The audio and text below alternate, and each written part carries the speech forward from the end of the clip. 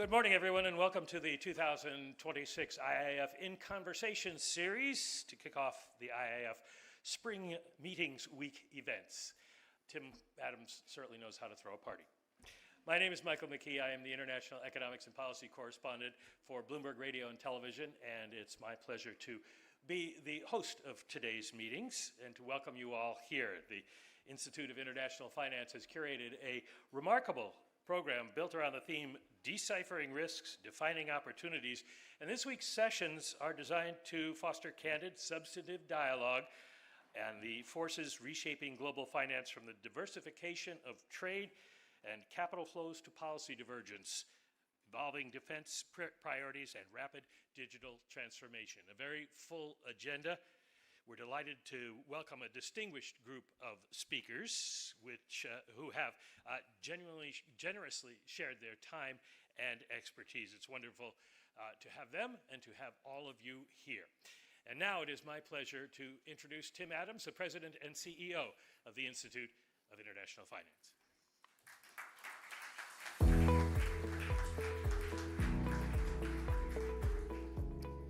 Thank you, Michael. Thanks, everyone, for coming today. Happy spring to you. As T.S. Eliot said, April is the cruelest month. I think he suffered from hay fever and allergies, so if I sneeze while I'm up here, I apologize ahead of time. Last April, Secretary Scott Bessent joined us and reaffirmed the U.S. commitment to the Bretton Woods institutions, albeit with a back-to-factory settings mindset. Frankly, I applaud both the reaffirmation and a focusing on the essential pieces, the essential mission of those institutions. He also reaffirmed the reserve status of the United States dollar is a global reserve currency. I think the room at the time breathed a general sigh of relief. Today, the Secretary is back a year later to join us on a different topic. It's broadly speaking a focus on development, human flourishing. Now, we could fill this room with all the research and policy papers published over the past few decades on how to improve the state of humanity globally. Everyone has an opinion. Interesting, living conditions has improved radically. It often doesn't get discussed. The share of global population that lives in extreme poverty has plummeted by 60%. It was at 60% of the population when I was a young man. That wasn't that long ago. It's less than 10% today. The UN Human Development Index has risen steadily since 1990. Global income inequality has actually dropped. Literacy rates and school enrollment has skyrocketed since 1970, and infant mortality rates have plummeted over the past 50 years. The list goes on. Women and girls' education, women's role in the political systems around the world, access to medicines, access to clean water, electricity has all improved. The question is, how can we accelerate these trends? Personally, I think there are a number of important component pieces, and we're going to hear more about that shortly, but such things as just property rights. I was in Senegal 15 years ago, and I met a mango farmer who wanted to put in place an irrigation system for his mango farm. Unfortunately, he couldn't get the capital to do so because he didn't have title to the land, but the land had been in his family for generations. Simple things that we take for granted: property rights, access to capital. I can't tell you how many small and medium-sized enterprises I've met throughout Africa or Asia or Latin America, just simply access to capital. And as the adage goes, capitalism without capital is just another ism. Access to markets and trade. Trade creates prosperity. Trade creates and builds wealth. Access to markets and trade. General education, incredibly important. Support for science and dissemination of research. Think of the Green Revolution. Norman Borlaug, many of you in this room maybe don't know who he is, one of the most important individuals in terms of the Green Revolution. He was the father of the Green Revolution, an American agronomist who changed the nature of wheat yields in India, but transformed agriculture production globally and raised the level of calories that we consume, maybe me too much, the amount of calories that are consumed globally. Health and human capital. I also like to note that when I was in the U.S. government, U.S. Treasury, back in 2003, in the Bush administration, we launched PEPFAR, the President's Emergency Plan for AIDS Relief, which has invested over $120 billion since 2003. It has saved, ladies and gentlemen, 30 million lives. And I'm glad to see that this administration has remained committed to this incredibly important program. It saves lives. And of course, just simply robust economic growth private sector capital formation and productivity is a necessary condition for businesses and economies and people to prosper. The kind of work that Citi does, or StanChart, or Revolut, or TI-Cref, general prosperity comes from private sector capital formation from economic growth. It is a necessary, not always sufficient condition, but you can't have rising living standards without capital formation and economic growth. So here today, we're going to deepen the discussion with a conversation between Bjørn Lomborg, who runs the Copenhagen Consensus, and the author of How to Spend $75 Billion to Make the World a Better Place. I've had this book on my desk since it was published in 2014. It's a great publication. If you haven't read it, you should. I'm sure Bjørn will give you some copies. It really is, how do we do development and a cost-benefit assessment? How do we get the most bang for our buck? And that conversation is often missed in this town and other capitals. And of course, we're delighted and honored to have the Treasury Secretary, Scott Bessent, back today to join us at our spring meetings. So ladies and gentlemen, please invite to the stage Bjørn Lomborg and Secretary Scott Bessent.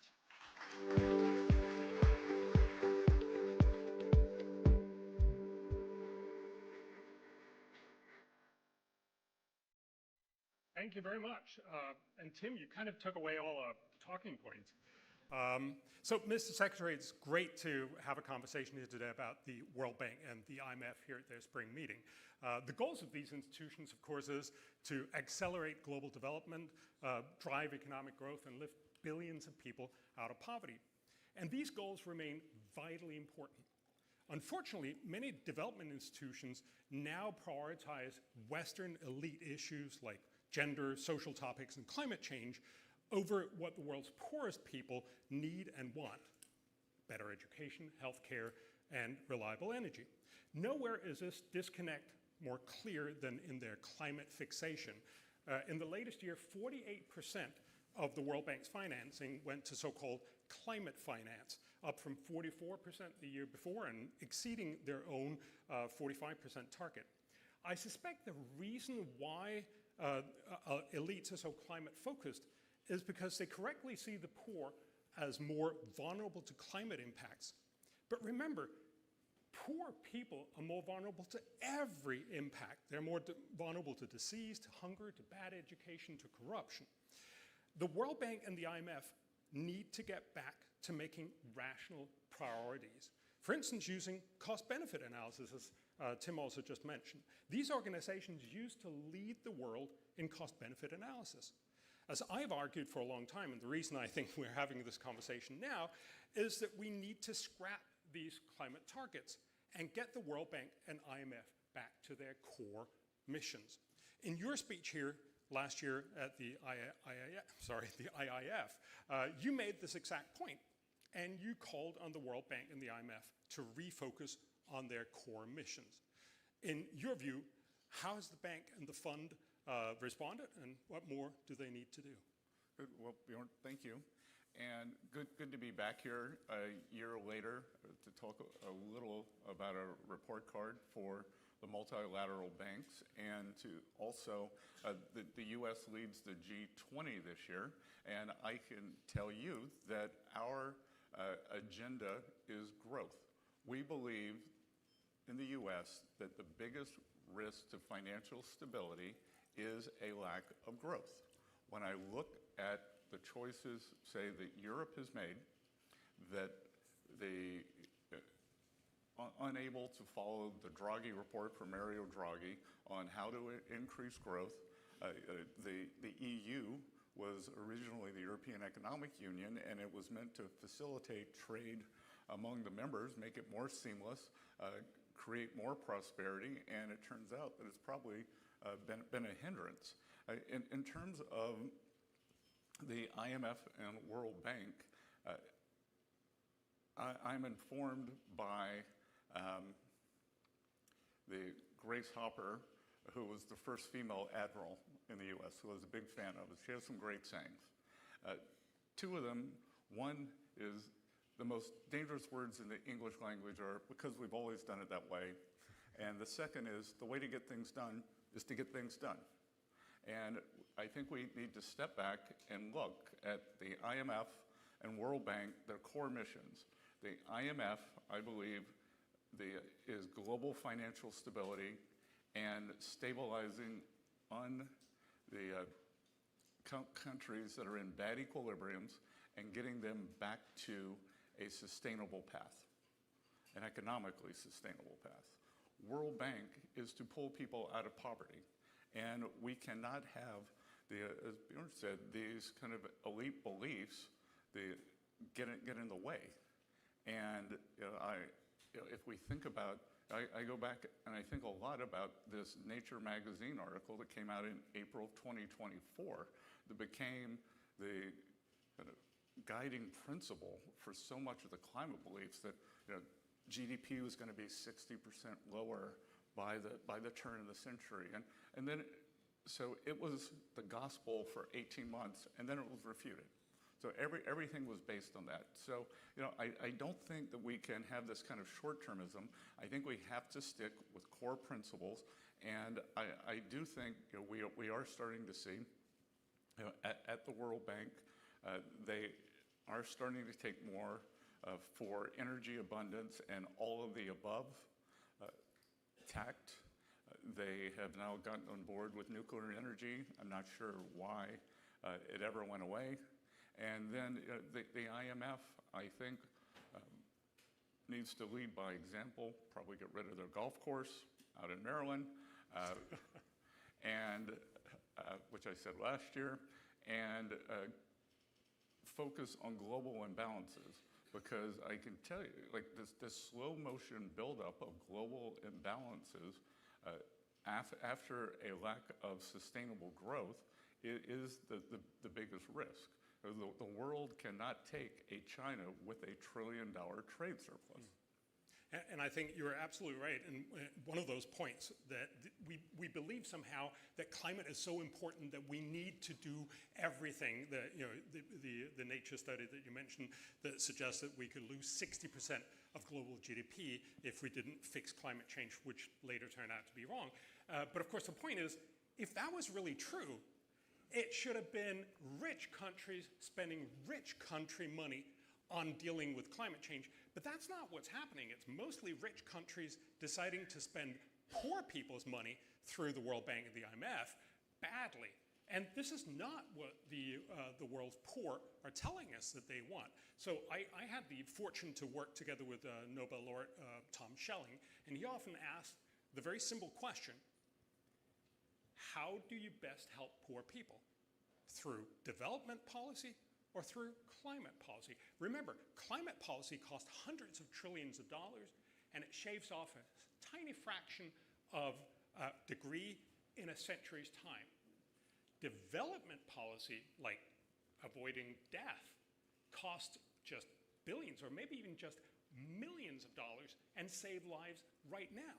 And that, of course, is why development policy often is much, much better if you actually want to help poor people. And of course, it also builds much more resilience.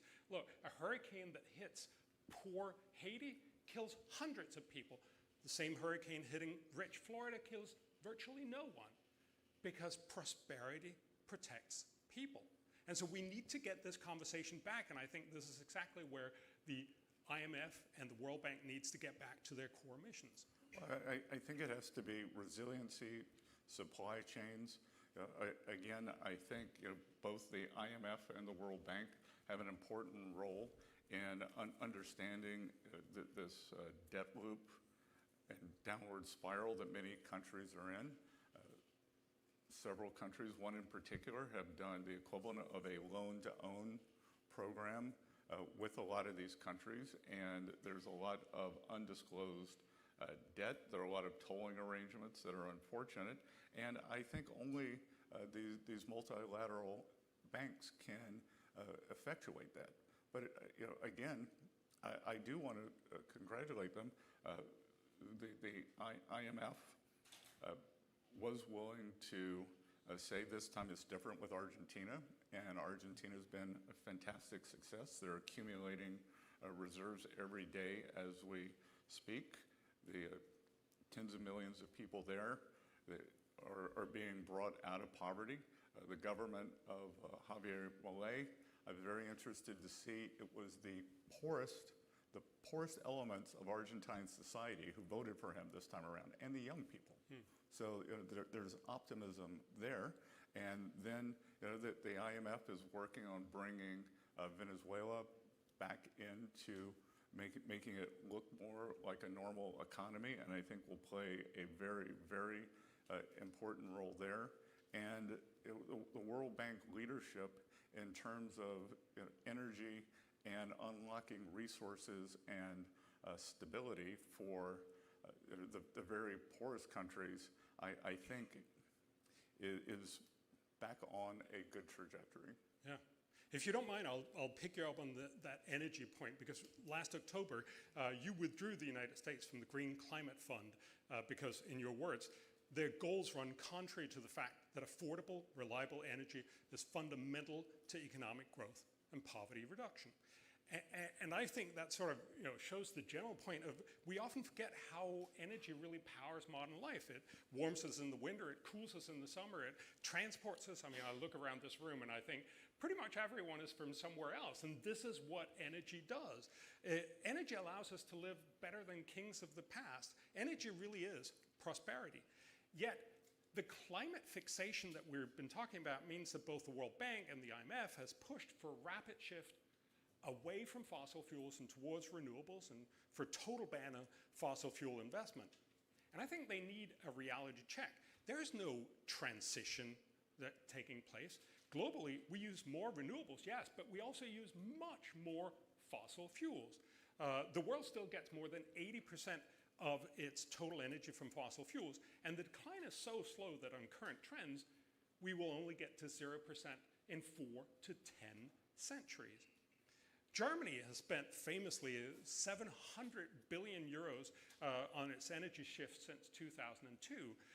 Electricity prices more than doubled, and yet Germany's energy is still 79% fossil fuels. China produces most of the world's solar panels, wind turbines, and electric cars, but much of this, of course, is produced with coal. China's energy is still 87% fossil fuels. I would say a Chinese EV is a coal-powered vehicle. A lot of it is in China, and of course, especially some places which are driven enormously on coal, for instance, India, they emit more. But the real point, I think, is that poor countries want to get rich like China did. They want to use more energy, and much of this will be fossil fuel. They don't want to copy Germany, and they don't have 700 billion euros to blow on climate policies. So forcing poor nations into renewables that even rich Germany or China aren't achieving is just simply hypocritical. In your IIF speech last year, you called on the World Bank to focus its efforts on expanding developing country access to reliable and affordable energy, and you criticized its climate targets. You note that the IMF devotes disproportionate time and resources on climate, even though it's not part of the fund's mission. So what have you seen from the bank and the fund in these areas since your speech, and what more do you expect from them? Again, as I said earlier, I think the World Bank has made a good pivot. They are now pushing, or they are a proponent of nuclear energy. I'm not sure how that wasn't considered a renewable for so many years. I mean, if you look now, France is powering the European energy grid, and their reactors are running the full blast. And they're also one of the cleanest. And it's one of the cleanest, but when you think, the Europeans got into this terrible recursive loop because they decided to turn off their nuclear energy. The Germans became more dependent on Russian crude, and then the Russians were selling them the crude to finance the war against them. So, but I do think that the World Bank is moving to an all-of-the-above energy process and program, and again, is getting back to the core mission of lifting people out of poverty. And I would just say too, I always find it's very good to follow not only what people say, but what they do. And Bill Gates, who for a long time had pushed this climate agenda, again has also changed tact. And if you read his recent speeches, he believes we're going to innovate our way out of this. And if you look, I think the Gates Foundation has something like $13 billion of investments in energy innovation. And look, no one's expecting Deus ex machina one day and everything will be fixed. But in the US, we were going to run out of Everything. well, we're going to run out of everything, but we were going to run out of the crude derivatives, and then fracking was invented, and now the U.S. Has the larger reserves than Saudi and Venezuela. On the other side, the IMF, I think, getting back to this message of stability, of monitoring global imbalances, of stepping in early, and I didn't always agree with Ben Bernanke's monetary policy, but what I always admired with Federal Reserve Chairman Bernanke was he had a framework, and you could almost see if you ask him a question, he ran it through his framework, and everything was always consistent with Chair Bernanke. And I think with the IMF and the World Bank, the framework needs to always be consistent. Yeah. I think, and on the Bill Gates point, I think really two things stand out. First of all, the innovation point that you just made. I mean, this is what has always solved the problem. Tim mentioned the green revolution that we had in the 1970s when we worried about running out of food. Remember, we didn't fix the problem of the world not having enough food by telling everyone, I'm sorry, do you mind not eating as much, and then we'll send it down to whoever it is that we worry about. The point was that we innovated a way to generate much more food. And of course, we'll do the same thing with climate. We are going to solve big problems through innovation. That's how we've always done it. But I think another point that Bill Gates made, which I think is incredibly powerful and useful when you talk about climate change, is he said, we've for so long been talking about climate as if the point is to cut carbon emissions or to reach a certain temperature limit. No, the point is to make the world better for humans. And there, the question is, do we make the world better for humans by cutting carbon emissions by whatever tons? Or do we make it better by, for instance, making sure small children don't die? Or that children get better educated in school? There's so many other ways that we can also do this. And this, of course, reflects back on the IMF and especially the World Bank on what can be done. And there are just so many incredible things that we can do first. Yeah, again, I think keeping the main thing, and not getting distracted because it feels good, it's convenient, it's kind of part of the Davos Consensus, which much of the Davos Consensus seems to have been shattered. Yes. So I want to just take us to our third and last point and talk about trade-offs. Because all international financial institutions need to get back to the core point of trade-offs. Look, the money that the World Bank spends on a solar panel can't be invested in healthcare or education. And the world's poor tell us very clearly not to focus on climate first. When Africans are asked in the Afrobarometer on what worries them the most, climate change came almost at the bottom. A vast survey of more than 50,000 Africans across 39 countries found that climate change ranked 31 of 34. The top concerns are not surprising. It's unemployment, the economy, health, education, poverty, roads, electricity, hunger, and corruption. Then it goes on for a long time until you get to 31, which is climate change. When your child might die tonight from a preventable disease, no family cares about shaving a fraction of a degree off global temperatures in a century from now. Elected leaders of poor countries tell us the same thing. In a large survey of low and middle income countries, they show climate ranks 12 of 16 issues. Even the World Bank's own client surveys show climate ranks low. So international financial institutions should get back to focus on their strengths. As you've said, the World Bank should focus on poverty reduction and the IMF on macroeconomic stability. But the world's poor are very clearly saying, don't focus on climate first. So from your perspective as Treasury Secretary, how do you view the international financial institutions and their effectiveness in general, and the bank and the fund specifically? Again, and you know, I would also highlight that it's not a unique survey item among the world's poorest. Germany instituted very, very strict remodeling and rebuild requirements for German households. So you had to spend, I can't remember, it was 30, 40, 50,000 euros to upgrade to a more green house, and they're all getting voted out. Yeah. So like, privation is not a good motivator.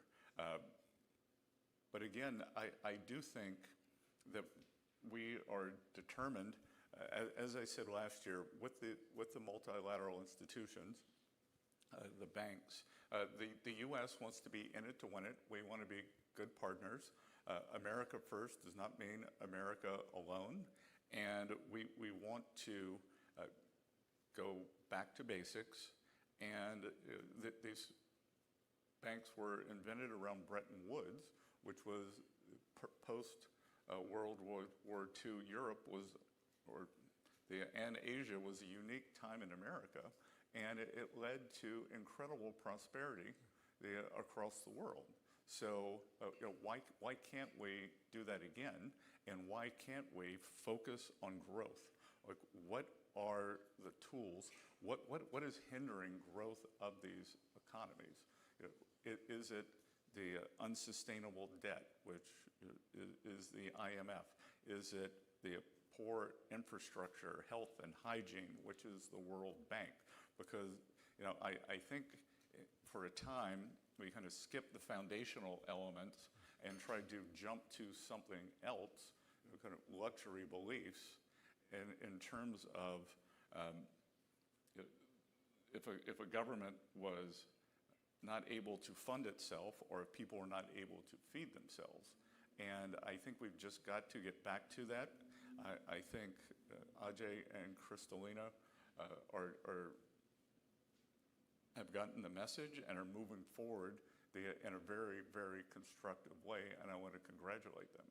Yeah, no, that's great. And again, when you have to decide what to do, obviously, I'm an advocate for cost-benefit analysis, so I'm going to be sitting and saying they should be looking at it. But really, if you think about it, the World Bank and IMF used to be world leaders in cost-benefit analysis. And it makes sense. If you only have limited money, if you have to think about trade-offs all the time, you have to ask yourself, where can we spend scarce resources and do the most good in the world? And this is exactly what cost-benefit analysis does for you. It allows you to pick out the really, really good policies and make it just much more likely that we can actually achieve all these goals that we're talking about. Well, yes, and I think projecting anything that if you look, economists have trouble projecting 3, 6, 12 months, whether it's my economist at Treasury, whether it's the IMF or World Bank economist, and try to project something so far into the future.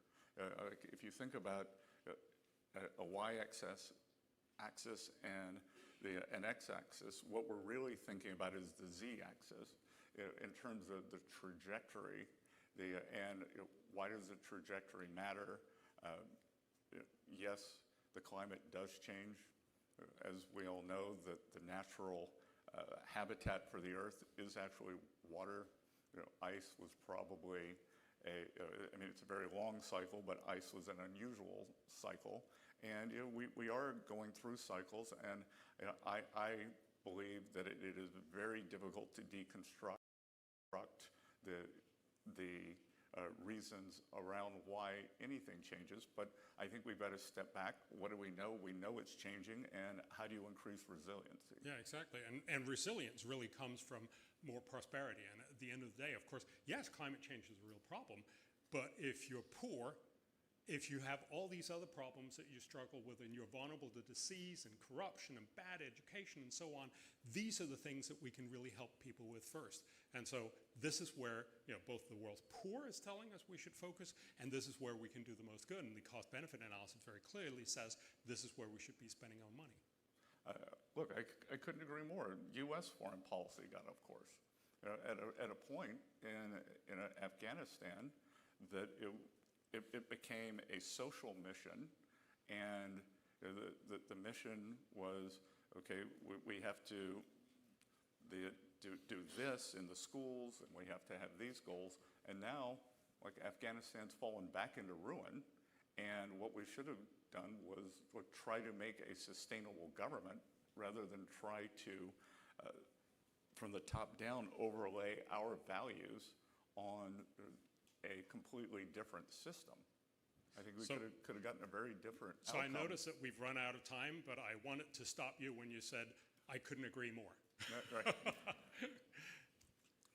So thank good. you. Well, thank you. And again, my message is I think that both of the institutions are working on getting back to their core missions. I look forward to working with them over the remainder of President Trump's term. I think that they have a valuable role, and I believe that we can all work together.